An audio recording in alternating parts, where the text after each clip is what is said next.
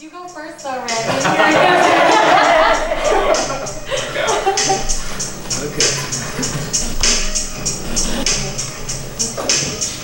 I think more people will come. Yeah.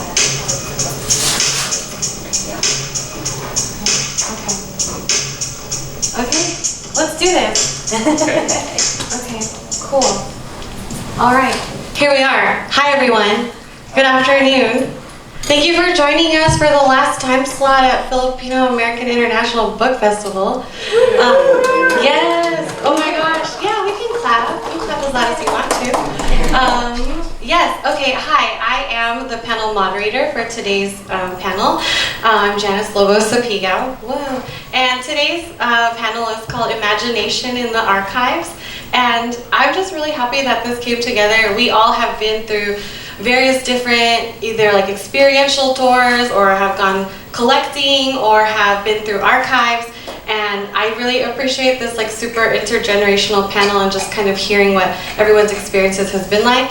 And I do want to say that I also initially proposed this panel to initially be a way to commemorate the first, the Forbidden Book, which Abraham Ignacio Jr. Was one of the editors, and that book is a seminal text on the Philippine-American War and gathering political cartoons I had not before seen in any textbook.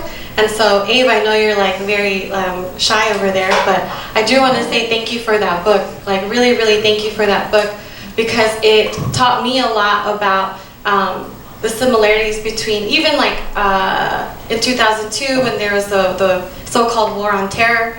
And I think it very much informs maybe what we have seen in archives, and it informs what's happening today in Palestine. And I wanted to mention that because there are no universities left in Gaza, and a lot of universities hold archives. A lot of scholars who have previously accessed archives in Palestine can no longer access them because they either do not exist or because they live in an apartheid, they are not allowed to access them. And also, Israel has murdered many poets, writers, scholars, and I think that we have a lot that is sort of like on our minds and on our work when we are going into archives. And so I just wanted to acknowledge that and just say, like, I hope that as we continue on, maybe we can like think about what are some of the intersections that take place between like history as archives. As a lot of times archives are seen as if they're not present, as if they're not living, but they're very much alive. And I think you'll see that today. And so you'll see that there is an agenda here on the screen. It is also a wish list, okay? Because I have seen how the time has gone in all of the panels during this festival. So I wish, right? I'm hoping that we can get through this welcome. We will start presentations in the order that is listed on the right side of the screen. So I'll say a little bit about the archive things that I've done, and then after that, Noelle will go. Noelle De La Paz, who is on your left. And then after that, Randy Gonzales will go. And then we'll have Michelle Peñaloza, and then we will have Abe or Abraham Ignacio Jr., who has requested to go last. Yeah. So, okay. Thank you. Yes. After we do those presentations, we'll have a discussion amongst the five of us, and then we will have a question and answer session with everyone in the audience. And then hopefully we'll say farewell, and this will be done at 5 o'clock, you know? So we have a lot to do. Any questions about that? Sorry, teacher hat on, I got it. No? Okay. I want to start with a poem. Let's do this. It's called Brown Girls, named after my friend Gretchen's Brown Girls jewelry line, which is not just a jewelry line, it's also like... Wearing, by the way. You're wearing, me too! Yes. Yes. May these go in the archives one day. Yes. Yes. Here we go. Everywhere I go, I look for homeland. I search for the songs of ancestors that shaped the skyline, called honor, called here, called history. I've heard that brown was discovered with dusk, which means that we are light, that we hug the parts of ourselves others refuse to see. History, to me, means to look unflinchingly at what is jagged and piercing, at what is waiting for me to close my eyes and forget. To remember then is my responsibility. Listen with me to our languages, longing to love us back. Come with me to learn about the stories that have been severed from us. Let the softest and sharpest sections of what we have yet to grow adorn us and make us whole. Wow. Oh, thanks. Just a little poem. Okay, here we go. I am the first panelist. I thought maybe it'd be a little easier. I don't know. Okay, here we go. Let me time myself. Okay, so my project that I'm working on is called A Series of Yesterdays, and I have been thinking a lot about history as connected to today and the next day and the next one. So if we see history as a series, I think we won't see it as something that is old and far away and not attached to our own accountability and responsibility. So I have been chasing Filipino-American objects and archives in the American Midwest. And I want to bring that up. Oh, hello, yeah, young archivist here. Hey. I also want to say that the background image for this screen is an unfinished Tourneau that I found at the archives in the University of Michigan. And it's beautiful, but it's unfinished, which led me to question, like, why did essentially collectors or colonizers, why did they collect unfinished things from the Philippines? So just a question. But I also wanted to bring it back to what I consider one of my first archives. Ooh, this is where I cry. One of my first archives is my family home from San Jose, California. You'll see that there's an image of a woman in the front. That is my mom. And this is maybe like, she's so proud to like have and own her first home in America. This archive is no longer in my family for many reasons. But I just wanted to say, like, archives are not far from where we already are. Like, we already have a lot of the stories and objects. And so I just wanted to name that. Also, I mentioned this over drinks with other writers last night. I do want to say that I think that chismis is stronger than these institutions that we inhabit. Because I think chismis is oral history, it's information. Yes, it's gossip, and it's not always truth, but it is like something that we can do in community, and there's a lot of information there. So I do want to say that it's because of things I have heard. I think that chismis brought me to the American Midwest. I love a Midwestern man who is here. I just want to say that. Okay, anyway, moving on.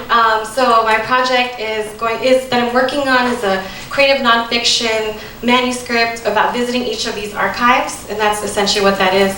And here I'm in front of the Hatcher Graduate Library at the University of Michigan. Yeah, more on that. Here's something I've also learned from archives, is that archives belong to no one, but everyone has a right to see them. So if you've ever wondered, like, should I go? Absolutely, you should go, because I think some of those objects are like waiting to see light, and I think that we bring that when we go. And here I think I'm looking at like a first edition of like El Filibusterismo by Jose Rizal at the Newberry Library in Chicago. And look, I'm not even, they let me touch it without gloves. Like, that's wild. So I don't know. Thank you to them for not watching me. I also want to just name some of the archives that I have been to. I've been to the Newberry Library in Chicago, which has many objects from the Philippines, primarily from Luzon. And it has a lot of objects from when the Spanish were in the Philippines and the transition to America colonizing the Philippines. And then I've also been to the Field Museum in Chicago. In the basement, there are textiles and baskets and lots of spoons and weapons, and they're all neatly placed, so it's almost like a museum under the museum. And anyone can go, and anyone can go for free if you email a curator. So I want more people to go and see these things. And then this past summer, I spent time in University of Michigan in Ann Arbor, and they have 4 different places for archives, and I mentioned this also last night amongst drinks with writers, that they have 4 archives that don't talk to each other. So they don't know what they have, they don't share, and they don't catalog everything together. They all have their own systems. So it's a lot of information, and in my experience, the University of Michigan has a lot of materials that would fill even this library, in my opinion. I've also done a walking tour in St. Louis, Missouri with the artist Jana Año Nuevo Langholtz, who leads walking tours through what was the Philippine Village as part of the St. Louis World's Fair. St. Louis loves the fact that they hosted a World's Fair, and it's still part of their city culture and claim to fame. So it's not Nelly or the St. Lunatics or the baseball team. It is the World's Fair from 1904. So it was very interesting going through a tour and just imagining what's there, because you don't see it, but it's there. And then, oh my gosh, Randy, I went to New Orleans. I didn't meet you there, but I tried. I'm sorry, I failed. I went to I have 2 minutes. Okay, I went to St. Bernard's Parish, which has the St. Malo marker, led by Carolyn Sadico. Thank you, Carolyn. Those are your hands. Oh, those are your hands showing me the marker. So I hope it's okay. And then there are United Farm Workers archives at Wayne State University in Detroit, Michigan. And what's not on here is, here's a map. So I'm sorry it's small, but the pink stars are the archives I would like to visit, which include archives in Buffalo, New York, which hosted, I think it was the 1901 Pan American Exposition, where President William McKinley was assassinated, and no one talks about that, but they have a Buffalo History Museum, and I think they have a lot of art objects there because the University of Michigan acquired them from Buffalo, which is wild. So I'd like to go to Buffalo. I'd like to go to Washington, D.C., Toronto, which Jenny Lee Austria Bonifacio told me about, right? That cheese sneeze, she told me about it, so I'm gonna go one day. Also in Minnesota, the Twin Cities, they have an archive at the University of Minnesota. The University of Wisconsin-Madison also has a Philippine collection. And Indiana University, at their Lilly Library, they have a Filipino collection, which is pretty wild to me. I also put here a star by where we are, because in order for American troops to get to the Philippines, they had to stop here in San Francisco. And so I wanted to just point that out. And it's these rivers that I think, I have this quote from Jen Soriano, like waterways within ecosystems, our nervous systems work in close relationship to other systems in our bodies, to other people's bodies, and to the environments that envelop us all. I think this is what calls me to archives. In the absence of being able to go back to maybe my own home, I can see other places of home. Okay, and then this is my last slide. I think that in archives we have to ask ourselves who is missing. We're often told a very West Coast history in terms of Filipino-American history, but I'm discovering that it is the Midwest that holds the evidence of that history. So who is missing, who's telling the story? And I think as artists and writers, what can we make of it? We can take an object and make a million stories out of it. And so that's why I seek to go to archives. And then you'll see here there are 2 images of 2 groups of young Filipina girls that were taken by colonial governors in the Philippines. They were not named in these photos, and in fact, this one in the middle, this caption is called Banana Tree.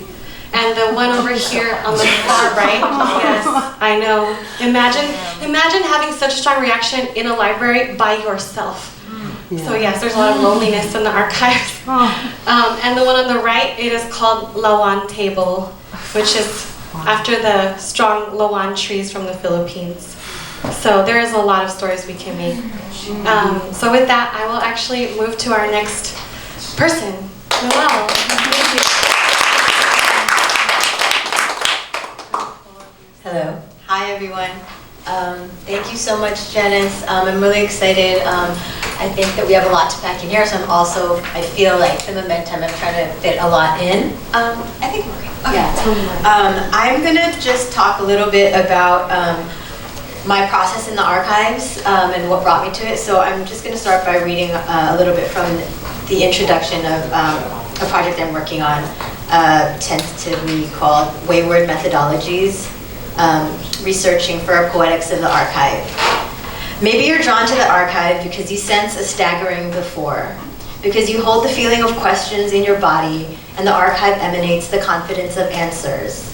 When you approach it, the archive seems to ask you, what is your question specifically? But it's just a feeling. Maybe on some level you already know that the answers in the archive think they're one thing, but are another, another. During downtime at an office job with access to academic journals, you begin a scattershot kind of browsing on digitized collections. Loose-limbed, you shuffle and slice, reassemble, play and find the feeling of answers. Threaded to questions whose faces are blurry, whose heads are many, who multiply by dividing. Maybe it starts to feel like you're onto something. Maybe you're like me. I'm not an academic, but I speak it a little. I side-eye institutions, but want to see what's inside. I have this feeling that they owe us.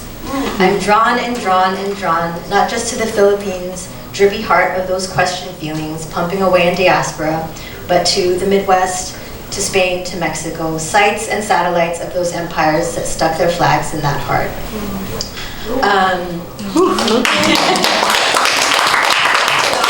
That's kind of a bit of what draws me to the archive. I started out actually just what was available online. So this is a digitized kind of document. If you go to the next slide, I started to use erasure as a poetic form to kind of see what else rose to the surface for me. I think that this is a really great, you know, and there's a lot of poets and writers, and this is the Filipino Book Fest. So I think that there's something about like being in the archive and the feeling of this being an oppressive text, but what else is there? What are the other frequencies?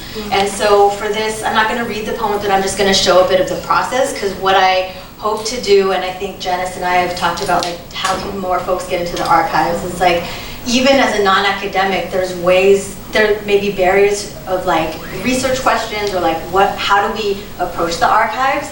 But like,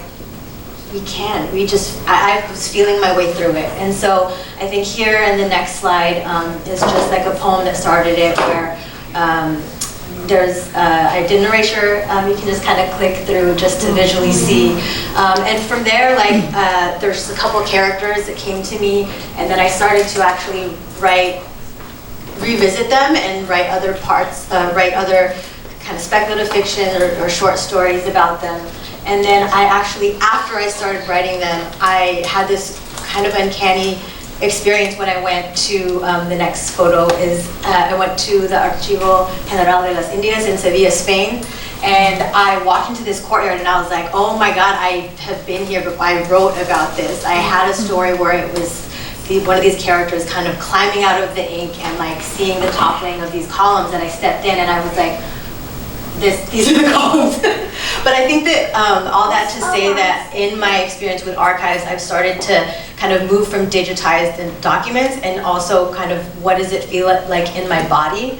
So, you know, the next couple slides, just another erasure, and I kind of felt like cutting it like tactile. So like I made a photocopy, tactile. It was about the collection of weapons and blades, and so I cut up this document. I made another poem out of it. And then when I went to Michigan, if you go to the next slide, they have weapons, they have lots of objects, and so, you know, I don't know if there are any archivists here, but they tell you not to hold, you know, if it's a sword, you don't hold it like a sword, you hold it like an object. If it's a shield, don't hold it like a shield. But I mean, I was very gentle, but I was like, I have studied Kali or Eskrima with a friend of mine, and so I just, with gentle wrist movements, I was holding this, and I just kind of like did this 12 movements of the Kali strikes, and I just was like, that to me is part of the poetics. It's not just creating a poem, it's like the ideas of how we approach it, and really how our bodies interact with these spaces that hold so much of stolen shit, you know, essentially, in some of these archives. And so I think the last thing I'll share is just, and we can cycle through the images of it, but I took a look at a photograph, and I think that, you know, thinking about form for me in the poetics is something I did, and I want to end on this idea of shapes, and kind of like how, for me, you're a little bit seeing into my brain, but like I saw this photo, glass plate negative. I thought of a negative and a photo, and so I, on the next slide, there's, you know, a poem that I kind of wrote about an ode to the young girls in that photograph, and I flipped the lines, and then I kind of traced the trajectory on the next slide, and I was like, what is this shape? This is a new shape. It's also a shape I've seen before. So if you kind of click through, I was like, what is this shape? What is this shape? And I was like, that's a frown. That's the indignant kind of scowl that I saw in the faces. And then when you kind of think about the generative ways that we can approach the archives, there's also, you can get to another place that kind of you leave behind maybe, or you take a step away from the oppressive text, and what else can we find there? What other frequencies are waiting for us to kind of, not just, you know, the truth of like the historical facts. I'm not saying I have the biography of these young girls, but like there's something of the truth in the scowl that I hope to kind of create towards. And so that to me is like what excites me and like infuriates me and like keeps me going and makes me want to like open the doors and invite more and more people to be able to interact with this. Because this isn't just my brain. All of you would approach this kind of differently, and you would have times however many different kind of stories and frequencies that can come through. So that is my word spill at you all.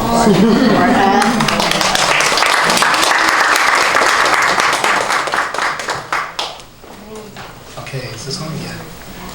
So I first started thinking about archives when I started researching Filipinos in Louisiana, and there just wasn't much there. And so I ended up creating FilipinoLA.com as a kind of digital archive for the world, that, you know, to see what was going on in Louisiana. And there's a little Mecca archive there where I started storing stuff. Very time consuming, so it's always out of date, and I'm always behind with that. And I started researching, you know, my family story in the Philippines, and I mean in Louisiana, my Filipino family story in Louisiana, and having to conduct research for St. Malo. I wrote the marker text, so I was doing a lot of research on St. Malo, and there just wasn't a lot there. So the archives were kind of empty, right? It's just old newspaper articles and these types of things. So I ended up writing this book, Settling St. Malo, to settle St. Malo for myself. I grew up in Louisiana, Filipino ancestry, but not understanding that this place existed, right? Not knowing the story. So I was like, there's something wrong here. So it's me settling St. Malo and trying to find the story of St. Malo. And there were so many gaps. This was supposed to be a nonfiction book, but it was like there's so many gaps, and poetry loves the gaps. So I felt like it had to be poetry. So this book contains, you know, newspaper articles. Like, some of it is found language, some of it is me just processing all of these articles, and some of these poems really just started as notes on the side of the nonfiction piece I was working, like, oh, this kind of sounds nice. And I want to read one poem, which is basically, I wrote a whole academic article on, but here's a few lines in a poem that I think may do it more justice. And it has to do with a lot of the Oriental language that in the stories that go around St. Malo and the telling from the outside.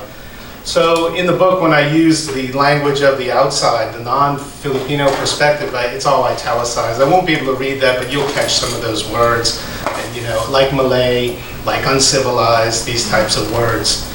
And this is Lafcadio Hearn, 1883.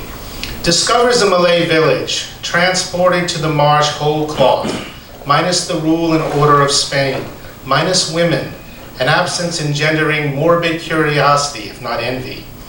Hearn wrote about the urban fear of wetlands, the unpredictable storms, insects and alligators, and anyone sturdy enough to inhabit such a wilderness. Civil society perpetuated the lore of uncivilized Malays, told of men who tie you to a stake so mosquitoes and green-headed horseflies could suck at your flesh. Some claim stakes mere effect, mosquitoes the real threat, not your average insect, an intelligent species trained to attack those of a lighter complexion. First the customs agent, then tax collectors, and of course anyone who would fish their waters. A sting meant a fever of the rankest kind, if not death, a clear warning never to return.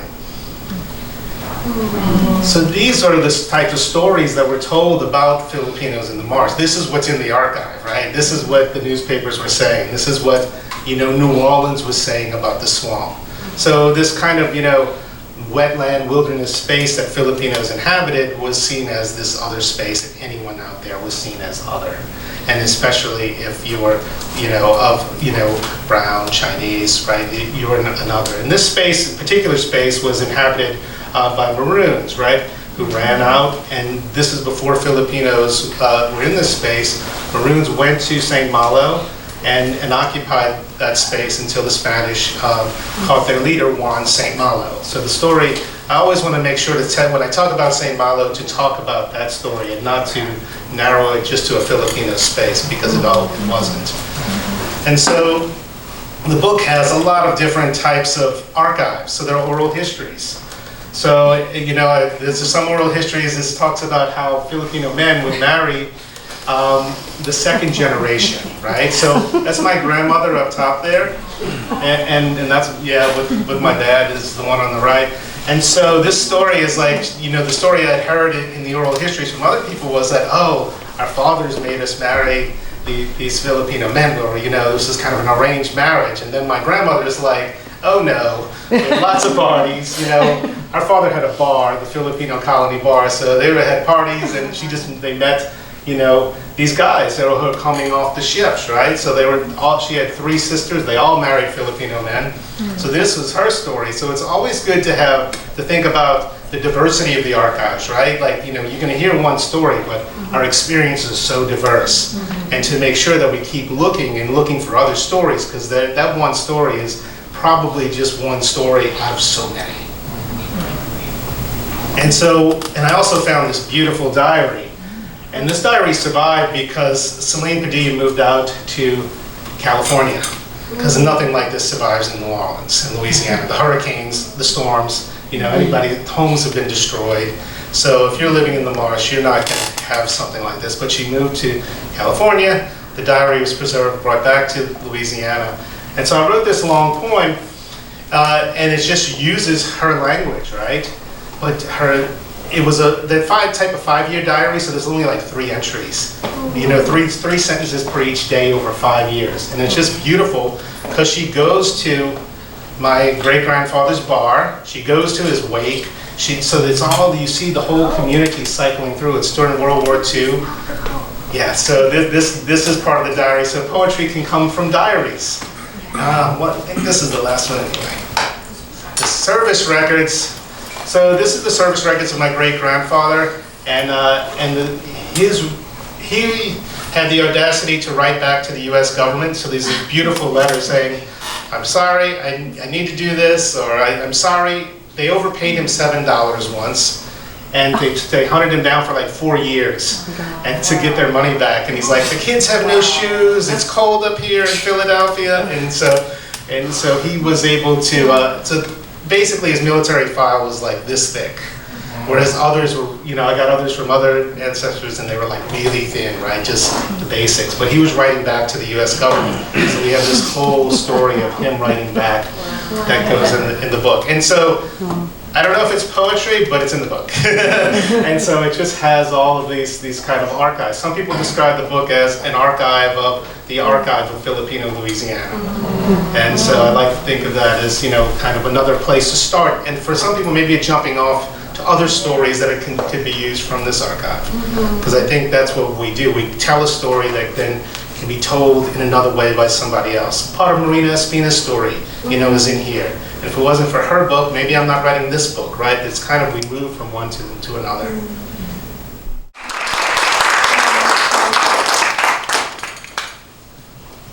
This panel is so good. I'm like, I feel like, I don't know about y'all, but I feel like the past couple of days I feel like just a big well of emotion. There's a lot coming up for me. So if I lose it, just stay with me. So one of the ways, I won't read all this, but one of the ways I think about the archive, so I'm not an academic per se, like I've taught at higher ed spaces, but I would primarily call myself an artist and a writer. And my sort of dabbling in the archive, what my angle, I guess, is thinking about working with the archive and thinking about this concept of an understory. So in a forest, the understory is the lowest layer, the one that gets the least amount of light. And I feel like looking through the archives is kind of like getting to that like lower ground. That's where the roots are. The way that leaves settle there, that's like what's protecting the roots of what you see actually grow. So that's sort of how I'm also a farmer, so like, you know, and a poet, so like, metaphors. Okay, so next one. So this is a photograph of my Lola, my mother's mother. And this is because of, similar to what you were saying about how things don't survive in Louisiana, things also don't survive in the Philippines because of typhoons. And so my mom's side of the family grew up very, very poor. So this is like super rare to even have an image of her. She's, I think, 16 or 17 in this image. And I just love her pose. I love the way she's looking at us. And so my first intro into the archive is through my family and through this image. So I've been doing visual art. You can go to the next one. And I think one of the ways, like I took a picture of what your slide said, Janice. Who is missing, who is telling the story, and what can I make of this? So as an artist, looking at this picture of my Lola, like I'm so moved by it, and there's something about it that makes me want to create. And my Lola had 12 children that lived, and then she had many more, she was pregnant many more times and had many miscarriages. So she was pregnant most of her life. And so I think about like this one's one of my favorites. I don't know if you can see it, but it says, "I quit." This is my "I quit" Lola. I tried to think about and then, I think about, placing her in a space of like elevate. I was thinking of the three Andy Warhol Elvises, and then I was thinking about how my Lola is a universe, and just thinking of the transformation, how she's no longer here, and when she was here on this plane, I didn't talk to her about art. She was like, do well and eat this, you know what I mean? And so, but in this space, basically, right? In this space, I can collaborate with her and her spirit. So next slide. So yeah, and I did a Venus de Lola. Next one. So I also have been, in conjunction with that work, I kind of stumbled upon the archive on my own via Googling during grad school, where I was just like, I don't know anything about the Filipino-American War, really. I know the sort of cliff notes from high school, college, I barely know anything, and as a Filipino-American. So I just sort of stumbled upon the digital archives at U of M, online in 2011. And I found all these images, and you can just find these, and you can download them, and they've been saved on my computer as JPEGs and PDFs for ever. And I just didn't know what to do with them because there's so many images that are really, for lack of a better way of saying, just messed up, just really painful. And I didn't want to reify the horror I thought. I didn't want to further subjugate the subjects of the image to hurt them more, if that makes sense. I didn't want to reify the violence, the colonial violence in them by just being like, hey, look at this, right? And so what I became interested in was the sort of tension between the images themselves of people and then the captions, kind of what you were saying. So this is just as an example, this image of this man, this Filipino man, and it says here, it was evident that he was a personage of no little importance. And just there's so many moments where there's a lot of irony in the, he looks to me like he very much knows who he is and that he is important, right? Yeah, he looks very important to me. This is just one example of it. Next one.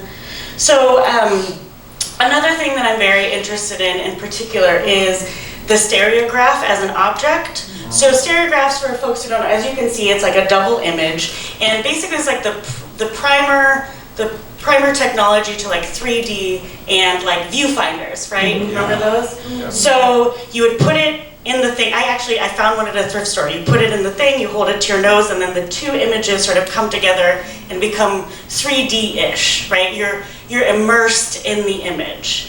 And so these became popular around the time of the Filipino-American War, and when the U.S. was, those who wanted the U.S. to be an imperial power were really using the propaganda of photography to make their case for why Filipinos needed to be civilized and subjugated. And one of the genres is, there's kind of different categories of that propaganda. One of them being look at how our American soldiers are helping these people. do these women look like they're being helped to you? You know, the image is actually fairly disturbing the more you look at it, but it says, Filipino women seeking help from American soldiers.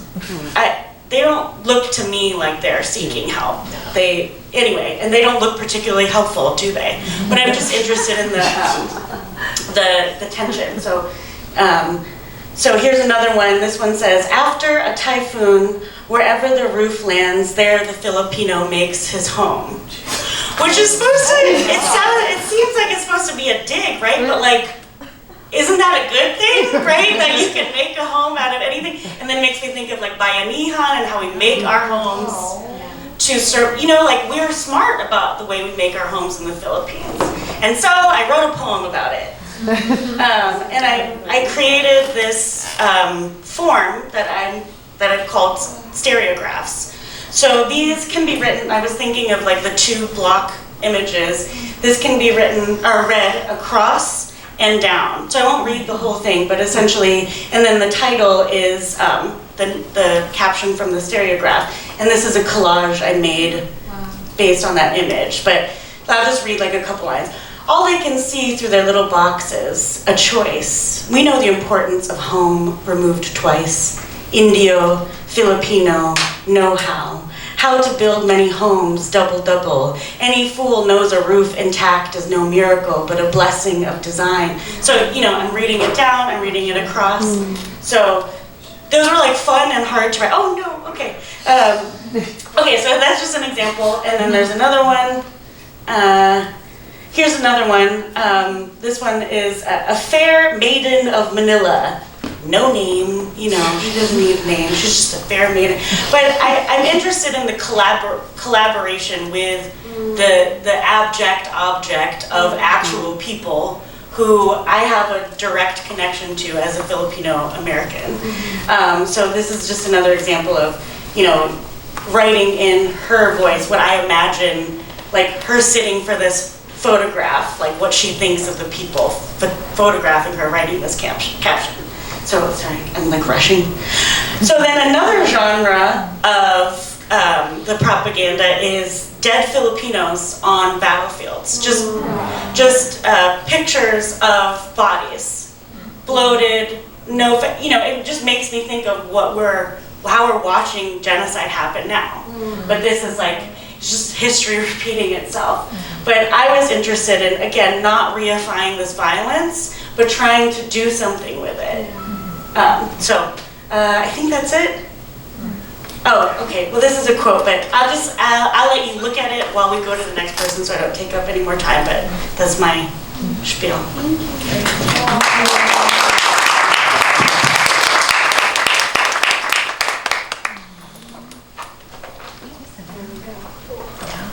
Okay.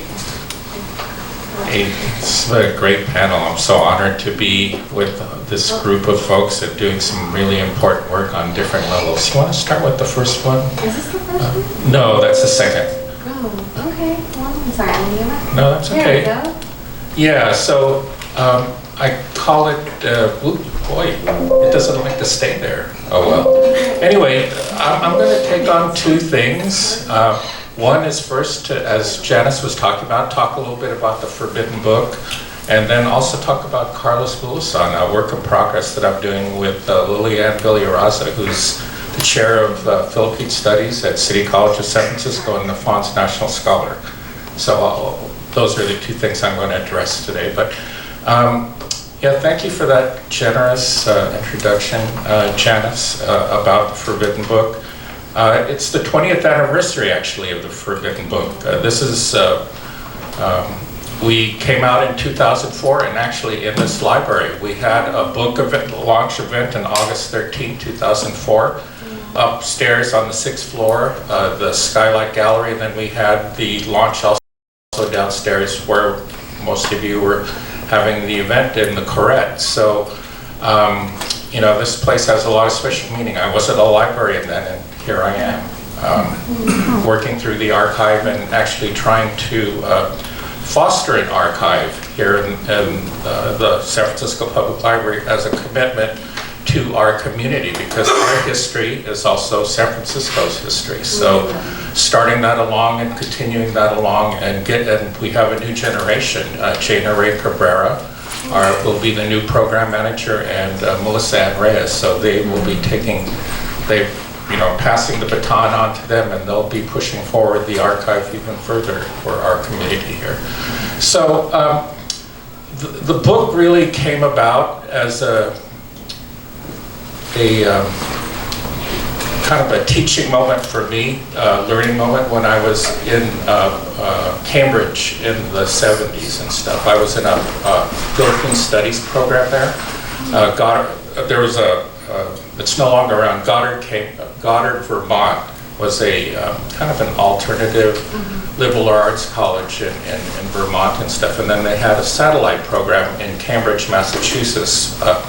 And one of the programs there was a Philippine Studies program taught by Daniel Boone Shermer, and he was offering at the time, a 2-year master's program in Philippine Studies. So I was one of the second group of that, and that's where my understanding about our history as Filipinos and here in America, but also understanding Filipino history in the Philippines and stuff. So I owe a debt of gratitude to Boone and stuff. And that's where I first came into knowing about these cartoons and stuff. So the three of us, all the four of us, so let me just introduce you. If you, that picture there, Carl Angel standing, he's our book designer. The next one is Jorge Emanuel. There's myself, Enrique de la Cruz, and on the sitting is Helen Toribio. So we were the 4 authors who put together, edited and authored this book. So next slide. And I just want to dedicate today as a memory of our author, writer, educator, scholar. So her death anniversary, actually, it's 20th year too, is coming up in a couple days here. So I just want to recognize and remember, Helen, my first wife, and also a stalwart in making this book happen and stuff. So next slide. Yeah, I get kind of blue during this time. It's a tough time, but anyway. So all 4 of us come from a activist background. We were all active in the 70s and through the 80s, struggling against the Marcos dictatorship, and then also struggling for civil and human rights here in the United States. So that kind of formed our, upbringing, and this book is really an extension of that, because of the wanting us to see.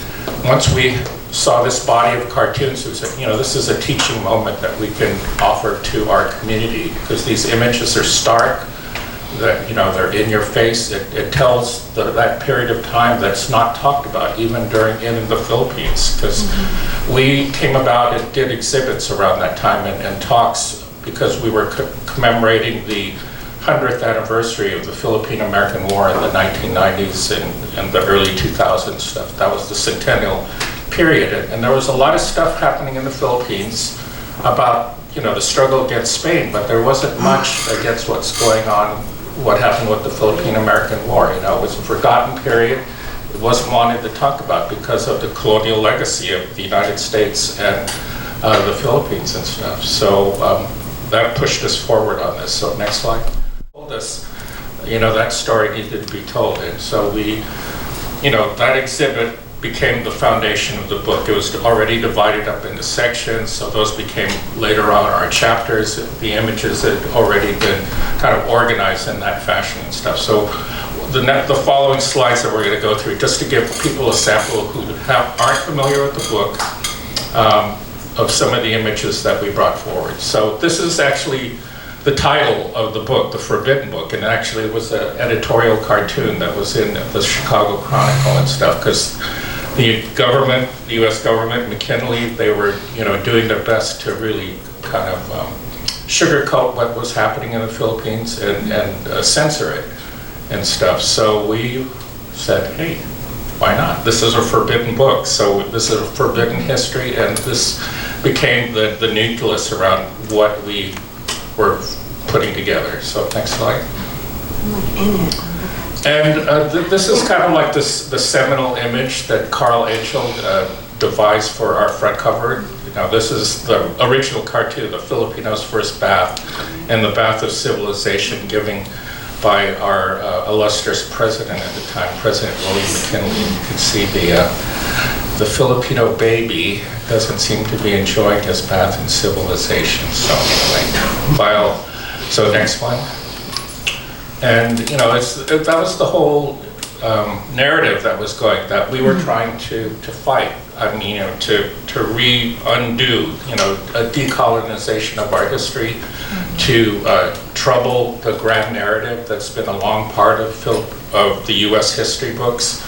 You know, it's only books like Howard Zinn's People's History of the United States that, you know, began to question, you know, what's this thing, benevolent assimilation, assimilate, Christianized and civilized Filipinos. We wanted to, you know, really begin to address those grand narratives and stuff. So, you know, these are the cartoons.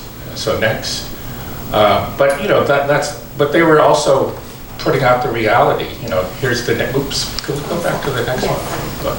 So this is Native Americans talking to Filipinos. You know, the only good engine is a dead engine. You know, so those are the narratives back then, and which still mark today. You know what's going on in Palestine. You know, the mass extermination of people. You're seeing it happen, repeated again, but to another group. So next one. And you know, the famous cartoon "Kill Everyone Over 10" in Samar after the alleged Balingiga massacre of American soldiers and stuff, were the orders given by Howling Jake Smith. So Filipinos were getting exterminated back then, you know, as their Palestinians are now. So forward. We have to wrap up soon. Yeah, and so part of this was that, how are we doing on time? Okay.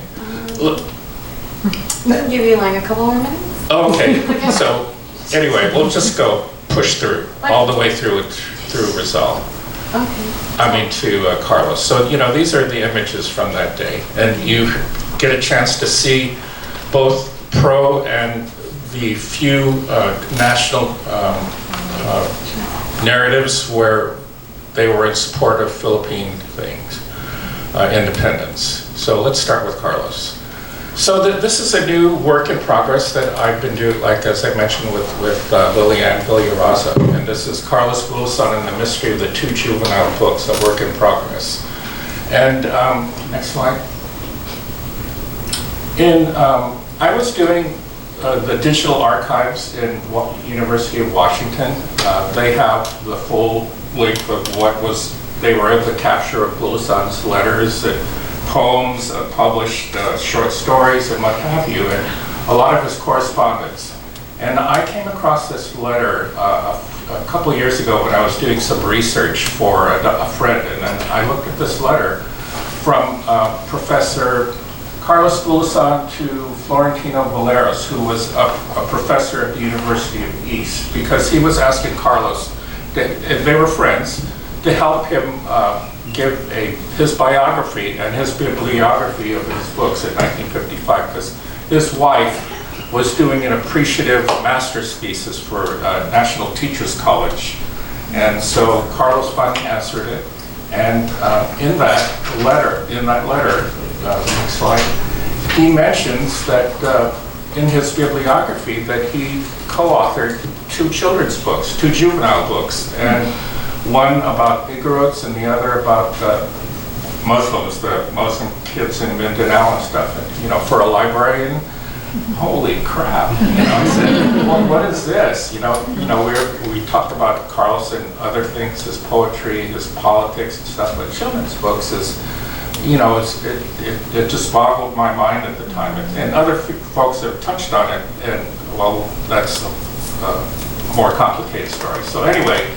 Next slide. These are the two books, Jungle Boy and Moral Boy. One is 45 and one is 49, and it's authored, the pen name is Leslie Carvin. That's the pen name that Carlos said he wrote these on. But it's actually under the name of Grace Monk Cunningham. And who is she? Next slide. I think we have to end up. Yeah, Grace is Carlos's girlfriend at the time, from about 40 to 46. They came up with the Leslie Carvet is derivatives of her family's names and stuff. So this is her at age 23. Thank goodness for electronic digitizing archives. I was able to locate this thing and also do a lot of research on her and find out she trained to become a physical education teacher, and she had a long career in the Midwest. And then she ended up coming to California in the 40s, and that's where she met Carlos and stuff. So, next slide. And this is a letter Carlos wrote to his brother. Sorry, my name, I'm fading because I'm still on Spanish time. This is Aurelio on September 1st, 1953. So let me just read it real quick back. Looking back on the years, I am somewhat a little unhappy. I could have married someone with enough money to keep me going until I die. I was too young. I thought I had very fine ideals. There were 3 who could have helped the way, but I wanted to be free and independent. Now it is too late. Later, then I would admit to myself, do you still remember that school teacher? She inherited vast lands when her mother died, and of course, she returned to her natal place, natal meaning birthplace. Strange that I should remember her now, when that was a long time ago. I wrote my autobiography in her mother's house in Iowa in exactly 24 days and revised it once in 6 days. So yes, he finished America's in the Heart, the manuscript, before going on to New York to turn this in. So yeah, they were romantically involved for a time, and she saw him during his height, his rise, you know, with the article, the stories in, what's the magazine? Freedom from Want. The New York Post? Yes, the Post articles, which put Carlos on the map, and then his stories, his short humorous stories, you know, went nationwide, and they were syndicated, and it was being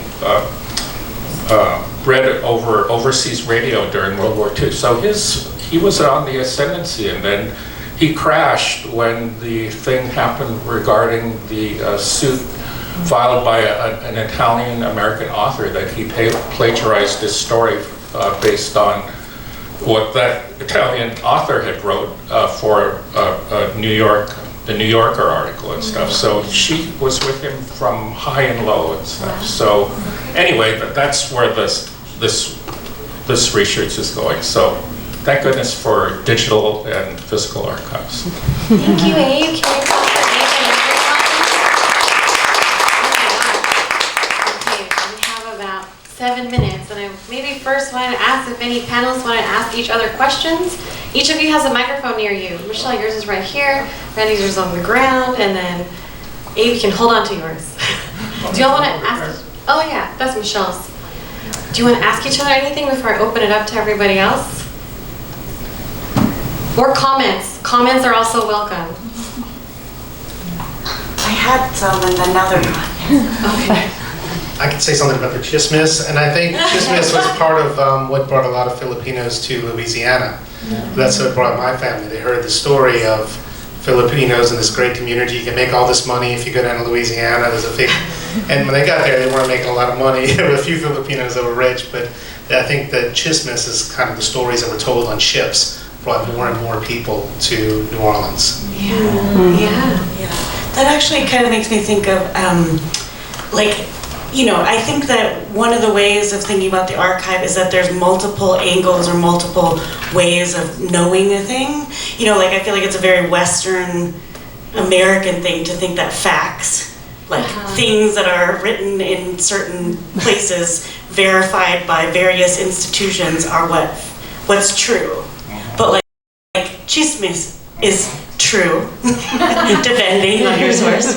But also what our collaboration with the archive is true. Like when you were the image of on the faces of the young women, the ways in which what we know in our bodies when we look at these records is true. Even if we don't, like, this is something my therapist says to me all the time, even if you don't know something as a fact, you know things in your body that you know things. So maybe a little woo-woo, but I think woo-woo is in the archive. Yes, I agree. Oh my gosh, I wanted to say something about, like, Randy, when you brought up the military history that you'd found. Right, that was a photo of your grandfather, is that right? Yes. Also, Jen is here, so I want to show this slide. But I just want to say, one thing that I saw in a lot of archives is like a lot of like white military people who have these archives named after them, but it contains Philippine history. Yes. And so I know a lot about like just like young 18-year-old boys who fought in the Battle of Manila Bay, and just wrote about the Philippines and said, like, there's so many bugs here, or oh my gosh, it's so hot, or when are we going home? We don't know, right? And sometimes they wrote about just being so bored on these ships, right? And so it just kind of led me to believe that like the project of American Empire was like so many people did not know what they were doing. They did not know the consequences of the harm that they were creating and reproducing. Yeah, I wanted to say also that I think in all of our kind of forays into the archive, I think that we're reading on multiple levels, we're sensing on multiple levels, and I think that I think also language has been a thing that like has been swimming around this weekend and talking about, and I think that the multilingual reality of the Philippines is such that I think when we approach the archives, we're listening on different levels already and processing through multiple layers, you know, and I think that when we do that kind of alongside each other and we share, I think that that just kind of enriches and not even just enriches, I think it illuminates something that is already so kind of what we do and how we move through histories and like missing informations and like missing informations and fragments I feel familiar to me, not in a way that like sometimes it's like upsetting, but other times it just feels like I can click into a different register when there's like a missing word, or when this word feels like it's not actually capturing the full story. I like use a different mode or something, you know what I mean? And I think that I've heard in everybody here that like that's what we're doing. We're not saying this is what we're doing, but that's just kind of as we move through it. And I think that that has something to do with the reality of the histories that we share and where we come from. So, yeah. It's the gaps where the fun begins, right? That's a good quote. We can apply that to many things, but I like that. The gap is where the fun begins, everyone. Randy Gonzales. Gaps in history. Gaps in the archive. Oh my gosh. The gap. Okay, I asked people yesterday, we were dressed like we looked like we were all wearing Gap clothes, and I was like, what? Oh my God, you're here. And then I was like, what's like Filipino Gap? Like, what's that called? And then some people said Bench, like the brand Bench. I'm like, do you want to do this spiel? What you said? It just says Gap. That's all. That's a joke. No, okay. Yeah. 2 minutes for the audience? Sorry, that's all we got. 2 minutes? Comments are welcome. Praise is welcome. Yes, Maria. Can I add? Yeah. Can I ask a conceptual kind of question? Yeah. Okay. I wrote it down. Okay. So archives have a lot of rules, right? I'm finding out, and like in the interest is accepted of preservation, order, respect. But now, like I'm thinking of like Janice touching El Filibusterismo like with her fingers, and how like the way of knowing. Okay, look, it's a long question. How the way of knowing and like completing the experience is to like move and embody and feel it on the skin, right? And like Michelle says, you know things in your body. So what are the ways you have found, or maybe you haven't found, that like controlling how you move alone in the archives like subsumes you into the archives and makes you an archived object? And then I'm thinking of like Noelle like holding the sword, and they said hold the sword like an object, like they're telling you how to move in their space. What are the ways you think we can resist that kind of control and objectification within the archive system when experiencing the archive? Damn. Great question. I I mean, I think, I just as someone who hasn't actually touched any of these objects, who just engaged with the archive via the internet, like even that picture of my Lola is like a picture of a picture of a picture. Like it's not even, I don't know where the real one is, you know what I mean? So like, I think my way is like, I've never had that access. So I could do whatever the fuck I wanted, you know? So that's my answer, but I do want to go to the archive, so it's it's such a good question, but that's my immediate answer myself. Really quickly, I think, I'm just thinking of this reading that it's Listening to Images by Tina Campt, and it's just this idea of, I think that listening is a embodied experience, and it's something that we can do without actually touching things, because there are rules and standards, and I understand the need for preservation. I'm not saying like go take stuff from the archives, but like in that spirit, are there ways in which we can listen, or the ways that we can even like some of these things you want to see the light. It's like that is an intervention of sorts, because a lot of this stuff is stuffed in boxes and kind of miscategorized and, you know, kind of in that understory. So I think like, yeah, fuck it up. Don't actually fuck it up, I don't think, but like, says in the library, sorry. Yeah, okay. I mean, I think one last thing, I think looking and just being in the archive is part of our resistance, right? We're looking at things that others aren't. We're finding the things that are left alone, and that's our part of how we resist, is going there saying, hey, look at this. I'm taking this story, I want everyone else to see this. So that's part of it. So we don't have to mess with the system there, we just have to kind of go in there and see it and take it out and show people and say, this is what we have. I mean, I'm thinking of, you know, what you have there. That was just sitting there, right? Yeah. For you to find and to share with the world. I think that's how we resist. We just keep digging, you know, keep going back, and don't leave it for others to tell our story. Yeah, that's a good note. Okay, to end there, I'm sorry. If you have questions, please come ask. But I want to say thank you all for coming today. Thank you all for being on the panel.